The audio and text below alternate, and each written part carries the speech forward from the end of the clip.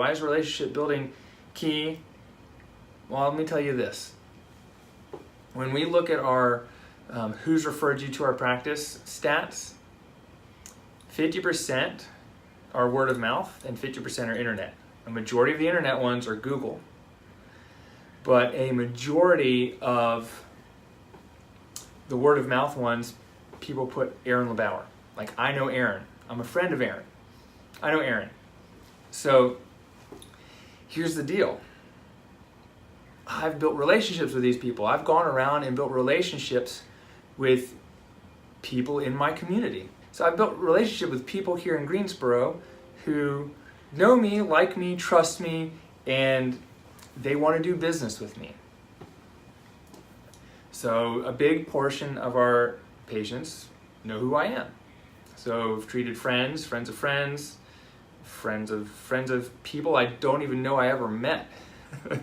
But relationship building is key to a successful business because you are the sum of all, the top 5 people you put yourself with. I mean, this is everyone says this, but if you hang out with people that are more successful than you in certain areas, they're going to rub off. Was it like success? What was the thing that someone said to me the other day? Like, success rubs off on people.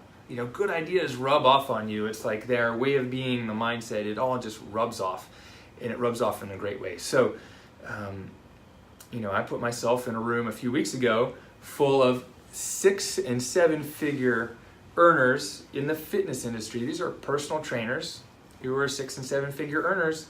And I put myself in a room with them to figure out what are they doing that our profession is not doing. It's like you've got people who, check this out, and big ups to them because they graduated high school. There were 2 guys that got on stage, graduated high school, went to the Army, got out of the Army, became personal trainers, and then started working and are now 7-figure earners. 7 figures, like 1 million, like no grad school, no college, maybe an associate's degree. I don't know, they didn't say, but they definitely didn't go to grad school. So my point is, you don't need to go to grad school to earn a lot of money. It's like a mistake that we all make as like PTs to think that I can't charge more than $100 an hour for physical therapy or $300. I mean, I get, as a physical therapist, I can't possibly charge people more than $150. I mean, come on. And we've talked about this before, but what I'm saying is the reason that I can really kind of get up here and say to you guys, I know other people are doing this is because I'm putting myself in the room with them and building relationships with them so that I can, figure out what are they doing and then, also help you guys. But so relationship building is key. It's like there's only one thing you do. You don't need to spend money on marketing if you build the right relationships. At LeBauer Physical Therapy, I spent the first year, maybe 2 years spending money on marketing. I spent thousands of dollars on marketing, but the marketing I didn't go back and bring back patients. I got one patient who referred a friend or for a daughter or something like that.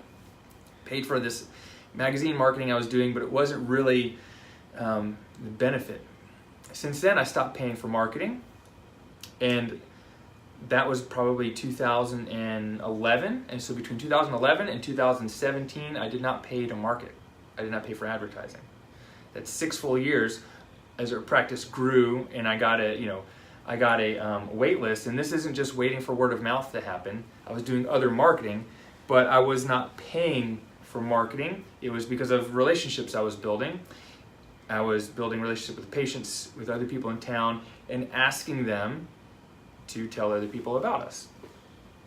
And I did that in a lot of different ways: automated email, in person, phone calls, going to events, etc. And then really for the last 3 years, last 3 or 4 years, I haven't really done any marketing because the systems I created a long time ago were put into place and are so good that it just kind of keeps things going, and we're actually growing.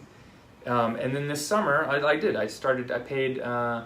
spent about $1,000 in Facebook ads over 4 months, maybe a little less, but maybe about that. And I got we got 3 or 4 new patients out of that, so that easily paid for itself. And we started another Facebook ad recently, and it's just been a few weeks or a few days, and we're seeing how it's going.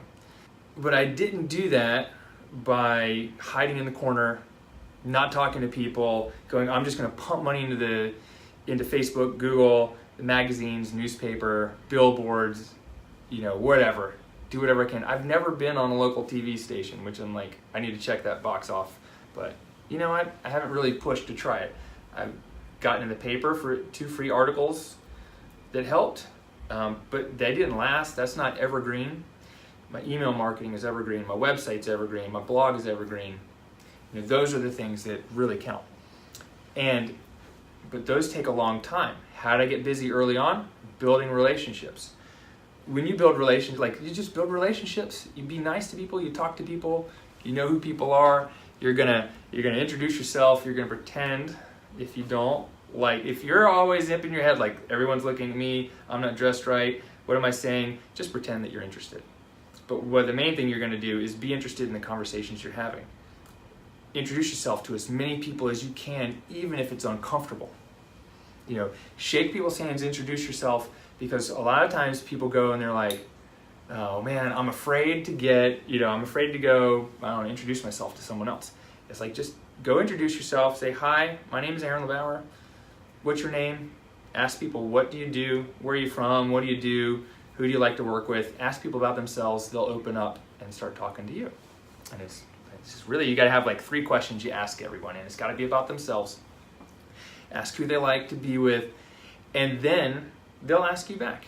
Or you say, oh, great, nice to meet you. I'm going to move on. Because there's always that weird silence sometimes where people someone else is talking, and you're like, okay, how do I get out of this conversation? It's usually because it's an unbalanced conversation.